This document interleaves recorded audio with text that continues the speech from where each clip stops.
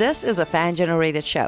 If you would like to support us, please go to jamieglazov.com, and also don't forget to subscribe to our YouTube channel. And make sure to order Jamie Glazov's new critically acclaimed jihadist psychopath, how he is charming, seducing, and devouring us. All your support is greatly appreciated. Good evening. Welcome to the Glazov Gang. Tonight, why I left the left. With us this evening, Bryson Gray, a recording artist and an ex-leftist who is now a Trump supporter. Bryson, what an honor and a privilege to have you on the Glazov Gang. Glad to be here. So Bryson, I was quite inspired by your video on this. You have a recent video, Why I Left the Left, and you have quite a background, quite an intellectual journey to end up a Trump supporter, because at one time you liked Bernie Sanders and you were on the left. Why don't we just begin? Tell us about the beginning of your journey.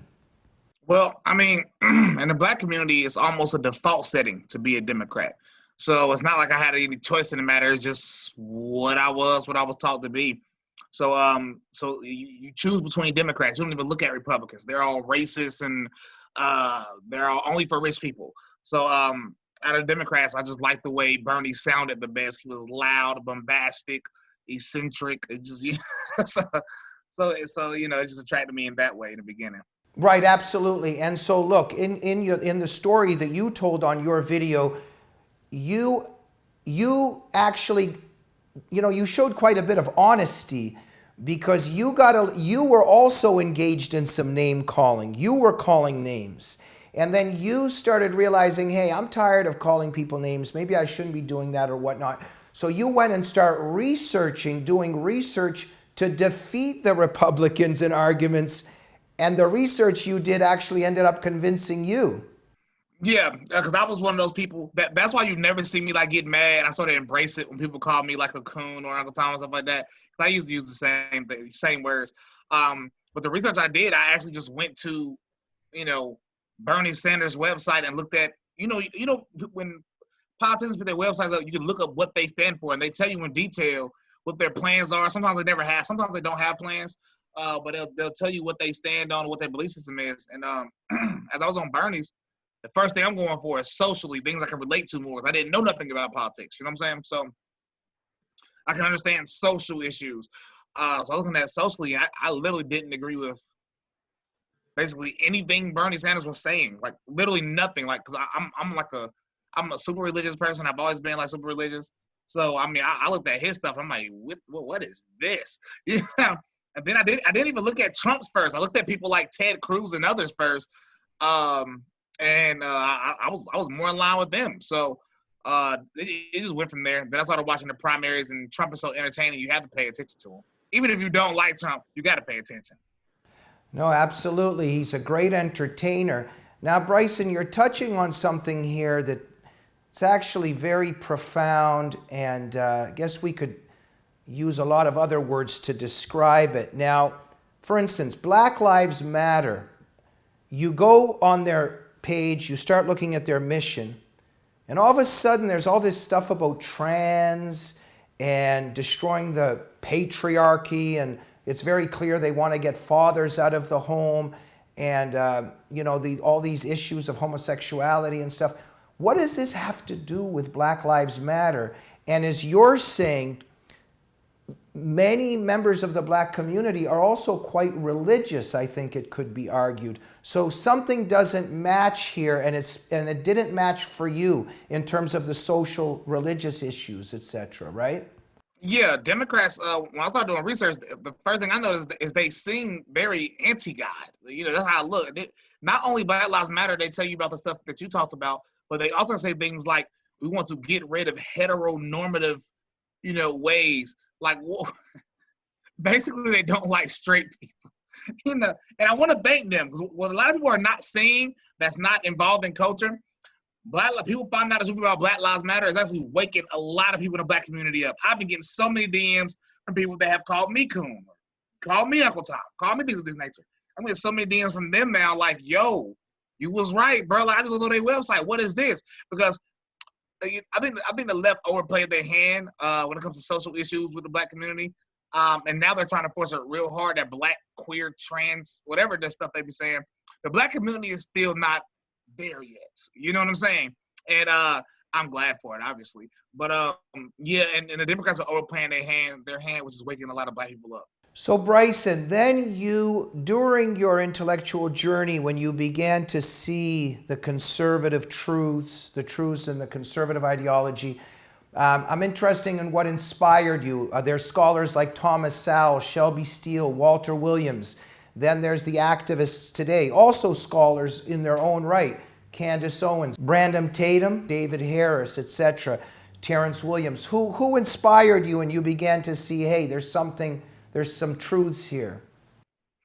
To be honest, the weird thing about my journey is I had a red pill myself, so I didn't go looking for people, you know what I'm saying, that was sort of like me. I was just looking at people's policies to see what I agreed with, to see what I didn't agree with, especially once I realized, like, wait, I've been a conservative, you know? I was doing research. But after I really completely red pilled myself, I was going out hunting just for, hunting for other black conservatives online. Like, I know I'm not the only one now.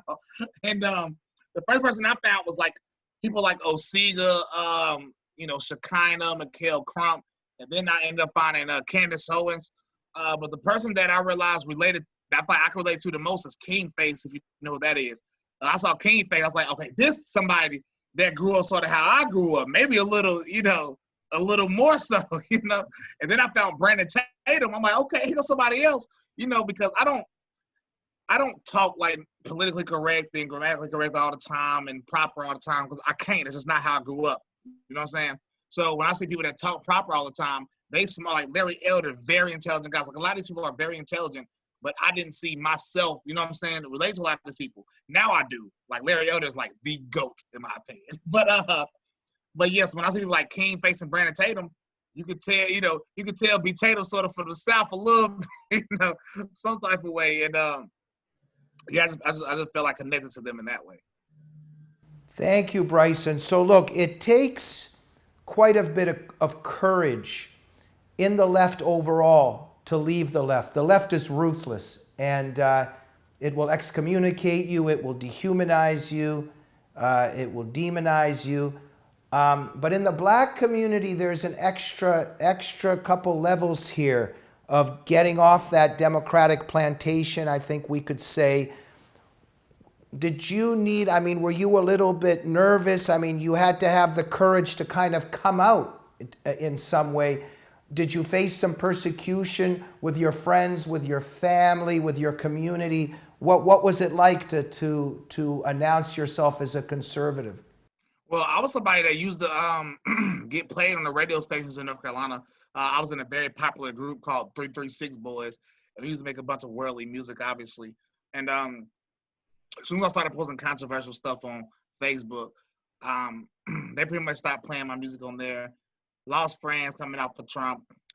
My family looked at me as the black sheep coming out for Trump.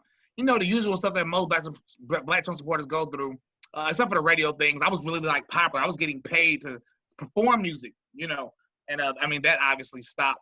But I wasn't nervous because I've always had, I don't know what it is. I just got that I don't give a crap gene, and I've always had it. So like when I do stuff, I stand on what I do, period, point blank, and that's just how I always been. So that wasn't hard for me to come out and wear a MAGA hat. The reason why I bought the big MAGA hat is because people threatened me for wearing the regular MAGA hat, and that was before I ever went viral. So I've just always been that way. So I mean, that's just part of my personality. But I mean, persecution, yes, a lot of it, like normal. And now, you obviously don't show too much fear, and you've discussed how, you put your hat on and you go out. You have this video clip on social media of going to Walmart wearing your hat, and you're confronted by some people. Tell us about that particular exchange, and maybe a few others. Have people tried to get in your face about it or yell at you? What's happened when you go out into the public? Well, the other day, me and my dad went to Walmart to try to buy boxes. I could send off the CDs that people bought from my website. And we saw some people we knew outside, so we was out there talking. And I wear Trump stuff everywhere I go. Like, I have on something patriotic. If it's not Trump, it's something two-way. I always wear something patriotic. And my dad was joking because I said I was hot. And my dad was joking. He said, because you got on that dang on hat. My dad, he's a liberal. but he said it jokingly. So the lady behind me was like, yeah, take off that dang hat. And I was like, I giggled and said, nah, I'm okay. I'm gonna leave it on. Like, no, you need to take off that dang on hat. And she just started saying stuff like that. And I was like, I was trying to like tell her about, Trump and the things he's done for the black community.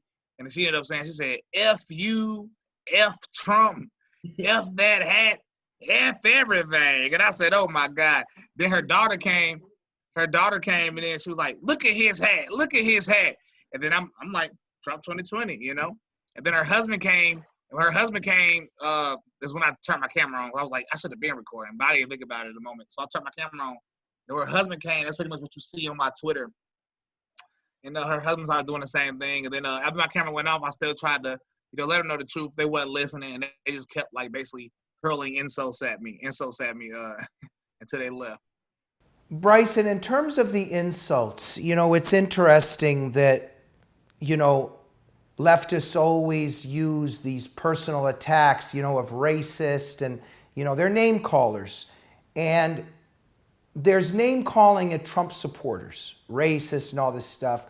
But it's very interesting that black Americans, and you have put out, you're one of them, black conservative Americans, and you're one of them that has put up with these insults from the left that pretends it's concerned about racism.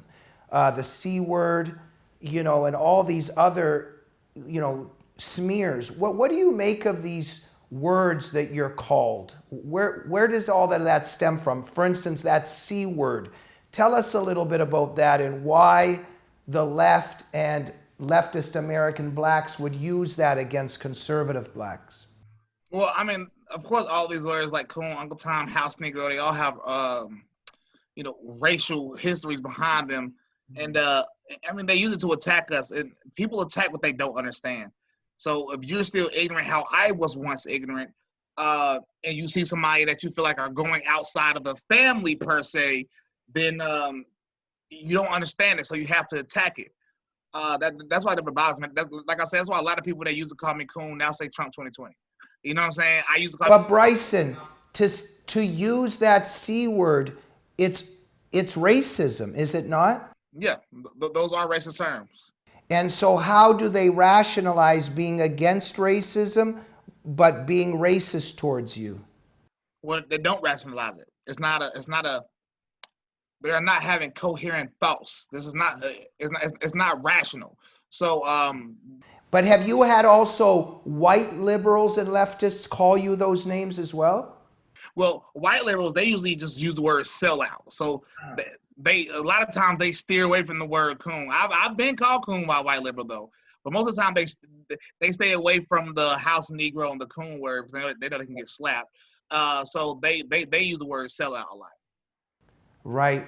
Bryson, philosophically, Shelby Steele, just very, very, very fascinating scholar to read. And he writes about the fear of many people in the black community, many black Americans who give up that notion of being persecuted, to give up victimhood. And he calls it race holding, in the sense that many in the black community want to hold on to perhaps victimhood and that somewhere they're victims of race till now. And can you speak on that a little bit in terms of maybe where you had to change your mind in the sense of not looking at yourself as a victim anymore? Because a lot of power comes from feeling to seeing yourself as a victim, right? I mean, it's beneficial to be a victim. It's beneficial to be oppressed, which is why they can paint Black Lives Matter on the street and nothing happens. But if somebody come cover that up, just the same, they go to jail. So, I mean, it pays to be a victim. You know what I'm saying? So you don't want to do better. You don't want to work hard to do better because you're lazy. So what you do, you need something to blame. And of course, if you think you're oppressed because of your color, what's a better excuse than that? Because most people of every other race gonna be scared to say something to you about it. They're just gonna ignore it. And then most black people, they scared to get persecuted, so they're gonna ignore it for the most part. So you're just comfortable in your little safe space of thinking you're oppressed, even though deep down you know you're not oppressed, you're just lazy. Yeah. Yeah, you think you're oppressed and you purposely not getting better jobs so you can continue receiving a lot of money on food stamps. You're purposely not having men in the homes so you can keep receiving money on food stamps, all while claiming you're oppressed and you can't move forward because you're black. And of course, when you're in an echo chamber and 1,000 other people agree with you, and you see these people every day, they all agree. Now you think that thought process is a fact. Now it's a fact in your mind. Like I dare somebody to walk in the black community and be like, y'all are not oppressed. I've done it before. They're gonna look at you like you have lost your mind. Like, what? You're stupid, coon. So it's comfortable. It's beneficial to be a victim. Absolutely. This conversation also means a lot to me, not just because, obviously, of this very important issue, but my family is from the Soviet Union, and there's a history in my country of Russian people that many of them have a difficulty with freedom. And sometimes freedom poses a lot of threats. And sometimes people want to hold on to victimhood or let's say the myth of their own victimhood, right? Yeah, because it's more comfortable. It's a more comfortable space. There has to be individual accountability after that. Bryson, so great to have you here. Look, before we leave, we got to tell our audience now, you have an album out, MAGA Season. It's spelled SZN. And I mean, am I correct? This is #1 on Amazon charts? It is #1 on Amazon rap album charts, and I just found out it was #2 on the UK rap album charts. I don't know how that's possible. Wow, fantastic. Congratulations to you. And so you're all about rap music, but instead of what we usually may hear in terms of lyrics and rap music, you have pro-American themes, conservative values, no profanity, right? Yeah, I feel like I finally realized why God gave me the gift of music. Because I used to make a bunch of worldly music about women shaking their butts in clubs and things of that nature. And of course, that's not using it for godly ways. And now I feel like I'm finally using it for the reason God gave it to me. Amen. Amen. Bryson, for those of our viewers who are on the edge of their seat right now, very inspired and want to follow you, where should they go? I'm on Twitter at Real Bryson Gray. I'm on Instagram at Bryson Creates. And I think Parler is Real Bryson Gray. I think so. Fantastic. Bryson, thank you so much for coming on the show, and we wish you all the strength and nobility that you already have, but even more so, okay? Thank you so much, man. Glad to be on. Great to have you.